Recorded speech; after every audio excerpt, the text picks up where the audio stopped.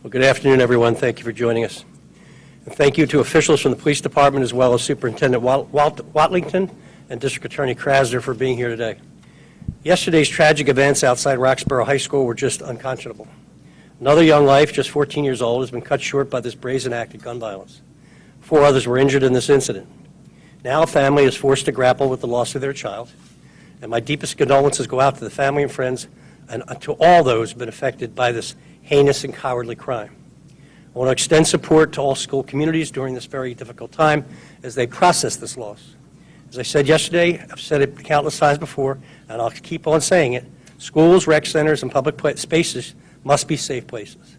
That is why yesterday I signed an executive order to ban guns at our public recreational sites, which would seem normal, but we have to take these extra precautions.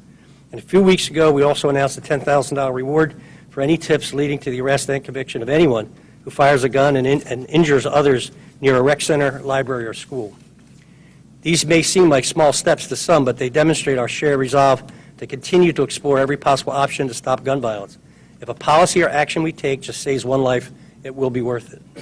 The fact remains that there are too many guns on our streets with devastating consequences that inflict irreparable harm on families across our city, and our country for that matter. This violence must stop, and the cowards who use these weapons must be held accountable. I want to thank the Philadelphia Police Department for their officers for fast response to this incident. And I'd like to extend support to the school district and the entire Philadelphia school community. I know parents and students are shaken by this news, and I want everyone to know that this violence cannot and will not be tolerated, and that we will do everything we can to bring those responsible to justice. Our administration is working diligently with the school district to ensure the school community gets the support they need to help students manage the trauma of losing a classmate. As PPD continues to investigate this crime, we also urge anyone with information to report it anonymously to 215-686-TIPS. That's 215-686-TIPS. And I know there are people out there who know who these guys are, who know who they are, and can turn them in anonymously to us, and we'll take it from there. Before I turn it over to the police department for updates on the investigation, I want to remind folks about resources available. If you know someone at risk of engaging in or being affected by gun violence, call the city's 24-hour violence prevention hotline by dialing 211. And if you're in crisis and need to talk with someone, please call 988 to be connected to supports available. Now I'll turn it over to Deputy Commissioner Venor for more details on the investigation. Thank you. Good afternoon. I'm going to have Captain Jason Smith from the Homicide Division detail some of the evidence that we've recovered so far. I just want to caution everybody, we are not 24 hours from this incident occurring, which occurred at 4700 block of Peach yesterday. We have a lot of evidence to pour over. There were 64 fired cartridge casings on location yesterday.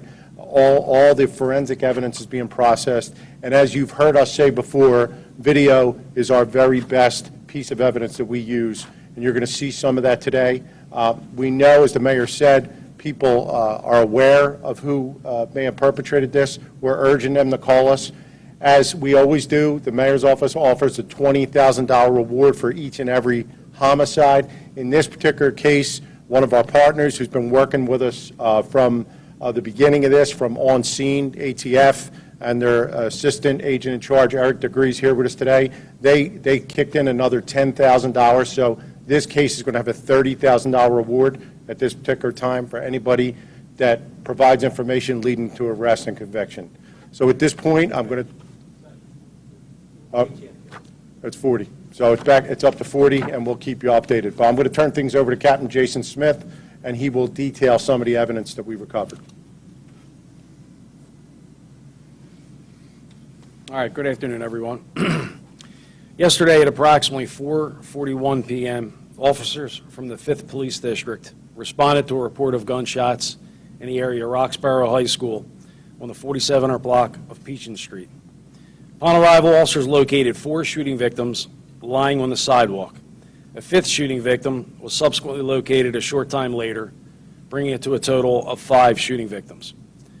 All of the shooting victims, including the decedent, are juveniles, and we are respectfully withholding their identities at this time.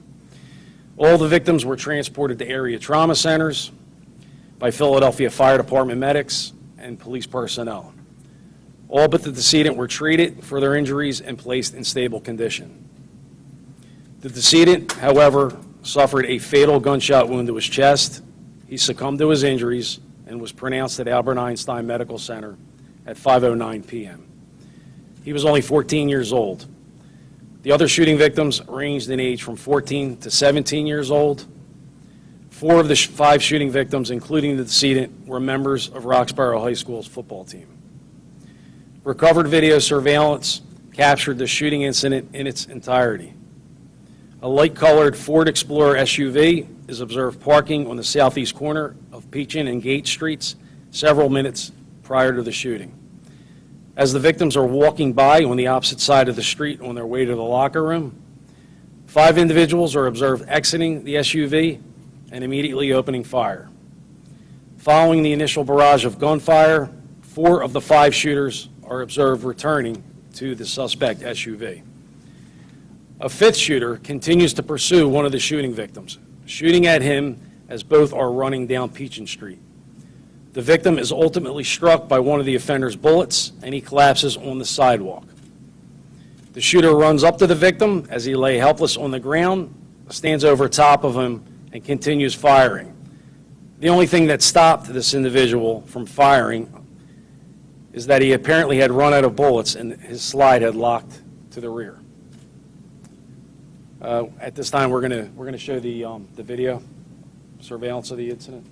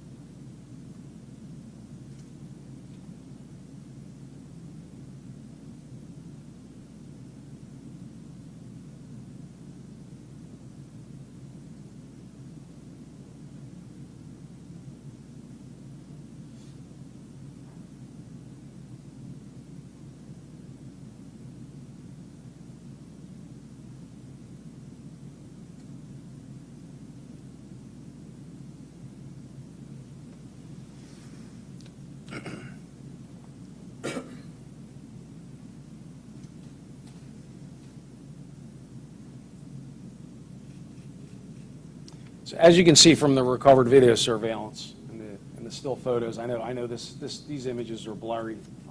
The originals are a lot clearer. But most, if not all, of the offenders appear to be juveniles themselves.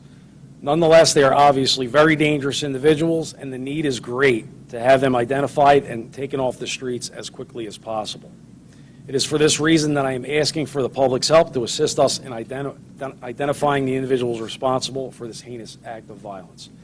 At this time, I would like to introduce the superintendent of the Philadelphia School District, Dr. Watlington.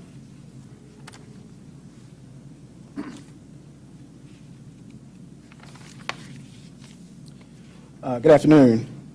Thank you, Mayor Kenny, and thank you, Deputy Commissioner Venor. Before I begin, I want to extend a heartfelt thank you to the Philadelphia Police Department for their urgent and timely response last evening. We work closely with the Philadelphia Police Department every day to protect our students across the city, and we greatly appreciate the officers' response and support last evening. On behalf of the entire school district, I also want to reaffirm that our deepest sympathies and heartfelt thoughts go out to the families and friends of our student who was tragically cut short, whose life was tragically cut short yesterday, and to our 4 students who were also victims of senseless gun violence that occurred outside of Roxborough High School yesterday. The last 24 hours have been devastating to the school district and our school communities. It is absolutely unimaginable that a group of students participating in a wholesome activity would be fired upon as they walked near a school. And sadly, yesterday's incident is the latest in what has been a years-long crisis in our city. a years-long crisis of gun violence in our city, a crisis that continues to have lasting impacts on our schools across the school district. All of us in the school district are grieving. Yet, despite our grief, our many caring educators and leaders across the district are once again wrapping their arms around schools and our students with as much care and support as they can during this extremely difficult time. I am incredibly grateful for our educators and our leaders. Schools historically have been centers of communities, and schools continue to be hubs of our communities and absolutely must be safe places for our students and staff. But every incident of gun violence that impacts our schools and communities jeopardizes the sense of safety and security that everyone in our schools deserve.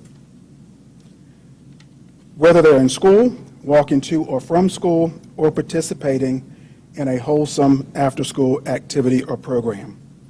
This epidemic gun violence must stop.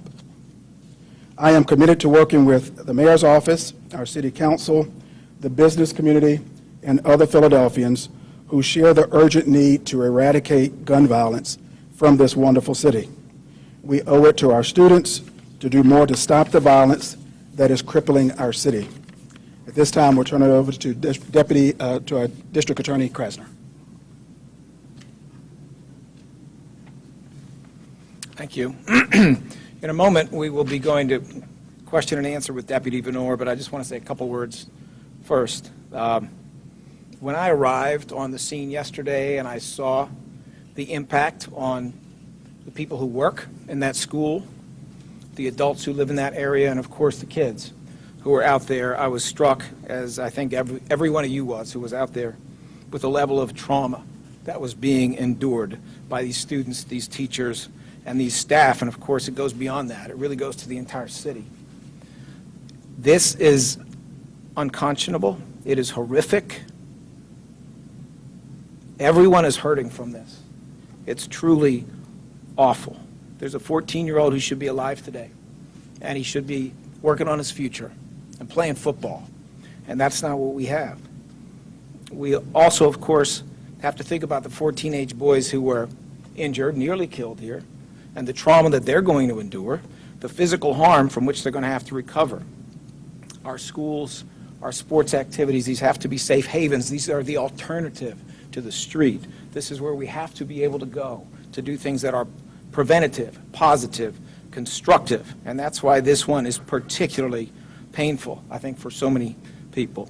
Obviously, my office will do everything that we possibly can to collaborate with what I know is a truly excellent investigative effort, not only involving the very best of the PPD and some of the most cutting-edge forensic tools that are available to them, but also the assistance of federal authorities, including the ATF, who were out there that day. Yes, we're going to help them with the warrants that they need to do whatever they have to do, as we always do.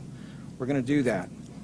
But I just want to say it wasn't that long ago, it was May, after the Uvalde shooting in Texas, another school shooting, when Governor Wolf was there, and I was there as well, and he was asking for reporting for lost and stolen guns in 72 hours, to close loopholes and require background checks on gun sales, to require safe storage of firearms to keep guns out of the wrong hands, to have red flag laws. And what we have from this legislature is absolutely nothing.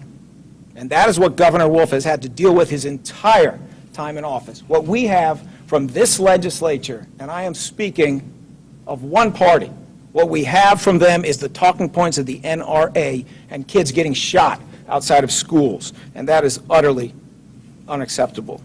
It is my pleasure to introduce Deputy Venor for Q&A. Okay, at this time, I'll open it up to questions, and probably Captain Smith will be needed, but, well, go ahead. Chief Venor, do you believe that these suspects are students in the district as well? And can you talk about the nature of this being a targeted attack? Well, first of all, we don't know if they're students in this school district or any other. That would be completely speculative.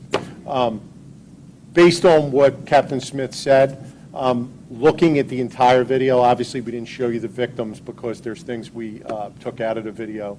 that would have been insensitive. But we see things that make us believe that it's a targeted attack. They wait there for 6 minutes for the game to end. A whole bunch of players walk by the car, and they waited for a specific group to come, and that's when the attack came. So do we believe it was targeted? Yes. Who was the target? We're still trying to determine that. Does that video offer you a plate of that car? Do you have the plate from the car? We have a little more information on the car. We're working very hard on that, but I don't think we have an exact plate on it yet. We don't know that, to be sure. Is it a paper plate, a regular plate, a Delaware vehicle? Yeah, I'm sorry, can you repeat that? Is there anything you can say further about the plate of the car? There's some word going around, paper, tag, Delaware, anything like that? All right, we're going to keep that information close to the vest at this point in time. What the motive was? Motive's going to be unknown, but we do believe that one or two of the individuals within that group were specifically targeted. And are they? We don't believe that they were targeted because they were members of the football team. We don't have any reason to believe that there were any issues during that scrimmage between the students from Northeast High School and Boys Latin or Roxborough High School. Is there anything identifiable, because I know you said this is a little bit fuzzy, anything identifiable, whether it's the car or maybe something somebody's wearing that you guys can maybe point to? Well, we're in the process right now of tracking the suspect's vehicle so that we can get clear images of it so that we can release it to the public. This group of victims, are they friends? Are they friends in school? What's their relationship to each other? I knew two were definitely friends. Obviously, four of the five were on the same football team, so I assume that they have some kind of relationship. But I can't speak to their friendships, like who goes over whose house for dinner and things of that nature. Was there any kind of fight at the school earlier in the day, and do you believe that had anything to do with the shooting and the activity? That's one possibility that we're looking into, that there was possibly an altercation in the lunchroom. But again, that's something that we're going to have to explore. Yeah, we saw CSU marking sides of the building. Bullet holes or, There were strike marks all over the place, right, on the sides of buildings and vehicles. We had 61 fire cartridge casings, as the chief previously mentioned. So, yeah, there was a lot of gunfire used out there. Of the two that were targeted, that you believe they were specifically looking at, two that you think they were searching, is one of those the young man who was killed?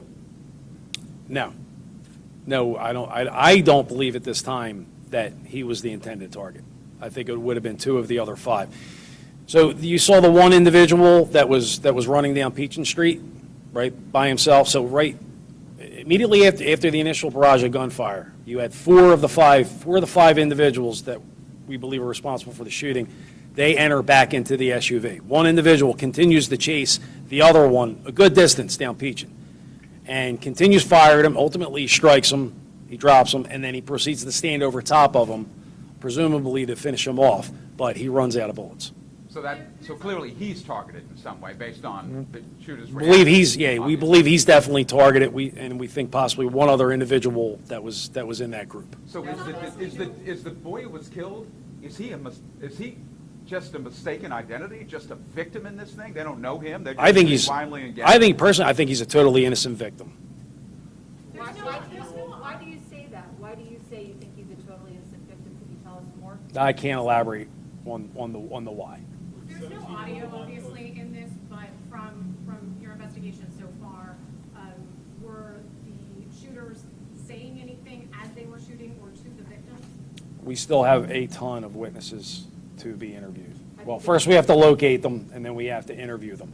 Our video footage does not have sound, so what was said, out there by any of the offenders, I'm not sure yet. Have the victims themselves been able to talk to you? Yeah, we've managed to interview three of the five victims. And were they able to give you any information about the... I don't want to comment on what any of the witnesses told me. was the 17-year-old victim the one on the ground with the gun over him? Correct. That was the 17-year-old. Is all five, are they all armed? Everybody's carrying a gun that gets out of that car?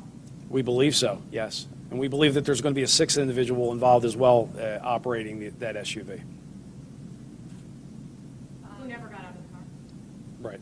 Yeah, because we know that because we still see all 5 outside of the vehicle, and as they're returning to the vehicle, we see the brake lights go on, so. Did you, Fit for the 5 on the football team. The fifth victim is not on the football team? Not involved? That's correct. The 17-year-old's not on the football team. What, No. is he a member of this, or a student at the school, or what is his relationship to the other? I don't believe he's a student at the school either. You guys may have already mentioned this, but when there was, how many people were actually there at base, like, were they kind of spraying that field with bullets so many more people essentially could have been hit? Do you know how many more people were actually on that field at the time of shooting? Well, it wasn't the field, so you're on Peachin Street. Okay. Okay, so they're leaving the fields. Right. The fields are in the background on our video. So they're walking along the west sidewalk, and that's when they were ambushed. Is it possible they cast that Ford Explorer down their exit on the football field? They- Trying to pick a replacement? They did, yes. So where the Ford Explorer was parked on the west side of the street, it was right at the corner of Peachin and Gates. And it had arrived approximately 6 minutes prior to the incident, as my chief had mentioned. So the victims were walking along the west sidewalk. They waited for them to get by them, for the entire group, and before they opened fire. The 17-year-old was not on the football team, and he was the one that was targeted,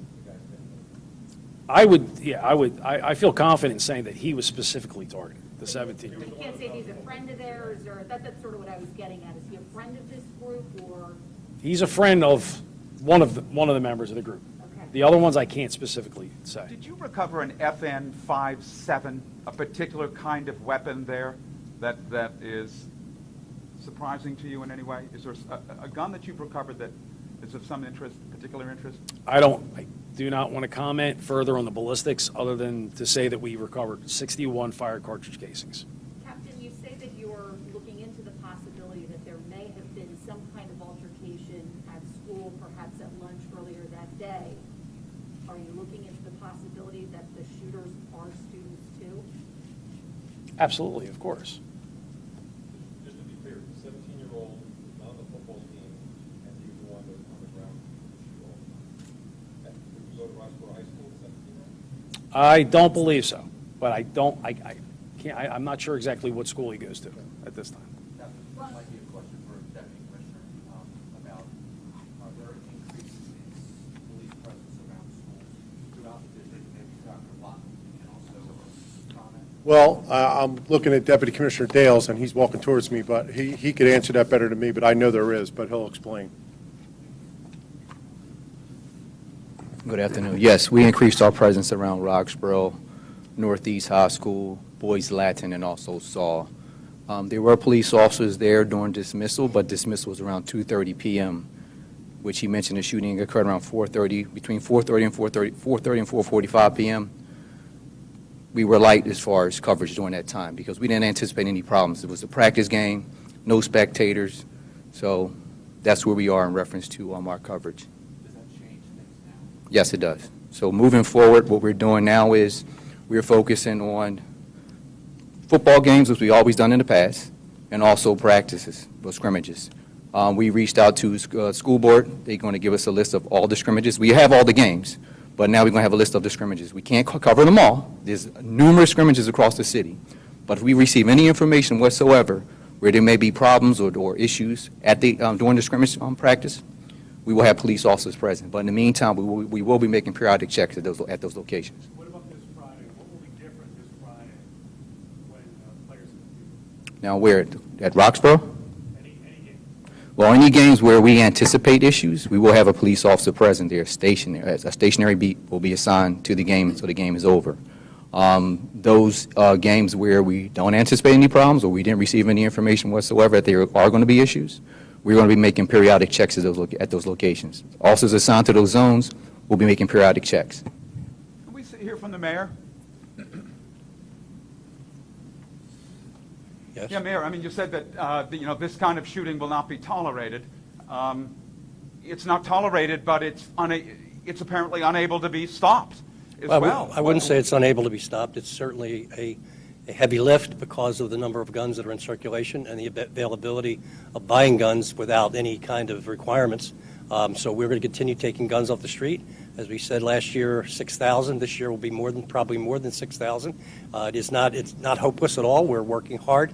We're trying to interact with these younger people to get them the social services and counseling they need to stay away from this kind of activity. But again, as I've said before, it's not an excuse. It's a fact of life. Is as long as guns flowing in this city, in this state, the way they are, it's going to be a heavy lift. I had a meeting yesterday with the governor of Delaware on a totally separate issue about the port, and I talked to him about his state's gun laws. They've banned just about everything. Hard to get a gun in Delaware, and they're not dealing with this problem. So, no, it's not impossible, it's not hopeless, and we're never going to give up. It's just a matter of it's a heavy lift based on the state that we're in. But it does feel hopeless if a 14-year-old coming off a practice field gets shot in the chest and dies and might be an innocent. And I'm concerned that when a recreation department employee gets caught in a crossfire, too. And that was one of the hardest funerals I've ever attended for Tiffany Fletcher. So, yeah, there's a lot of sadness out there and a lot of trauma. And we're going to work hard to continue to address it. Is there a larger policy, a state of emergency, No. anything that can stop the flow of people What could stop the shooting? flow of people shooting is stop the flow of guns, and this state legislature needs to step up and do something about it. And I know you're going to shake your But if you head. can't do that, Can I finish? Jeff, can I finish? That, Mayor, then how Jeff, do you, Jeff, if can I you finish? can't stop guns flowing, which you can't, the legislature won't do Right. that, then what do you do here? Continue doing what we're doing to address these issues, to put our police in the right spot, to try to keep it from happening in the first place. Are you convinced it's working? We're doing our best, and we're hoping that it's working, because we're working hard at it. Shit. Regarding guns. I'm going to listen for that request. There's All right, hold on a second. Mr. District Attorney. Um, Mr. District Attorney, I have a question over here. Hold it one second. Okay. Hold it one second. Okay. It's personal business. Mr. District Attorney, No. there does seem to be a disagreement in this city about how to handle illegal possessions. What is the conversation right now around that, and are there discussions about any changes in how you handle illegal possessions of? Well, the Philadelphia Police Department arrests and investigates, and then the district attorney or one of our federal partners prosecutes the case. So I'm not equipped to tell you about asking- prosecution. I'm sorry. I thought you were asking me. Yeah, there seems So to be a disagreement on how to handle illegal possessions. I heard your question. Is there a discussion about a change in policy? So if you would take the opportunity to look at a report that the Pennsylvania House did on which counties in Pennsylvania have the longest, I repeat, the longest sentences for gun possession, which you will find in that 100-plus page report full of data, is that the county that has the longest sentences for gun possession is Philadelphia. Those are the facts. That is the reality. I encourage you to take a look at that. But if that doesn't stop people, if that doesn't stop people from carrying, Mr. All right, Diaz, folks, do we have any more questions about the investigation? if that doesn't stop people from carrying, then what good is it? Mr. President, one of the guys were Latin, so I want to know the opinion for the Latin community in Spanish, please.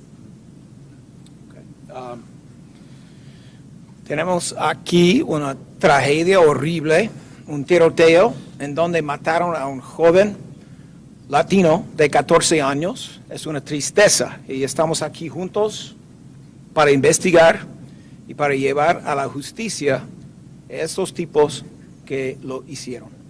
Gracias. Mr. Cranston, quick. I have a quick question for the superintendent. Thank you. Let me clear up just one thing. Someone, I think, in the back screamed out or asked where the police commissioner was, and the mayor said it's personal. It's actually the commissioner is sick today. Didn't think we felt the urge to actually have to say that, but since the question was asked, just wanted to give that clarity. I think we're all allowed to get sick, unfortunately, in our lives, so just wanted to add that piece. But question for Dr. When you hear for Dr. Watson. Question for the superintendent. Dr. Watlington, first of all, what's your message to the school district of Philadelphia, community, families, and students? And also, Roxborough High School was part of that Safe Plan program that was implemented before you got here. Where does that stand today? I think I would say the same thing that the mayor said. We're going to cooperate fully with the police department and double down on the strategies that the mayor mentioned. I also think that in the school district, We absolutely have to get up each day and continue to serve all the children of the School District of Philadelphia. And it just reminds me that we're going to redouble our efforts to make sure that we educate all children at high levels with a specific focus on literacy skills and preparing kids for jobs, whether that requires a 4-year degree, a 2-year degree, or a high school diploma with some kind of industry certification or other credential. And that Safe Path program that Roxborough High School was part of, that I think the school district got, what, $750,000 in funding for, nearly $1 million in funding. Where does that stand today? What was going, what was the situation yesterday? I'm going to ask our Chief of Safety, Kevin Bethel, to speak to that. So the Safe Path program is underway at at Roxborough. These are young individuals who are unarmed. They are staffed in that corridor. There's about 4 or 5 of them. The school lets out at around 2:34, but that doesn't stop that.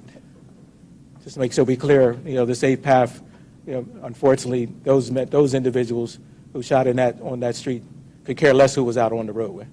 And so, Are you considering ending after-school activities in any way because of how this worked, Mr. Bethel, or Dr. Watlington? Just simply not doing after-school events? Sir? No, we're not considering canceling after-school activities. Thank you. Can you guarantee a safety then? Do you think that the parents are going to suggest that they're not safe, though, sir? Thank you, everyone.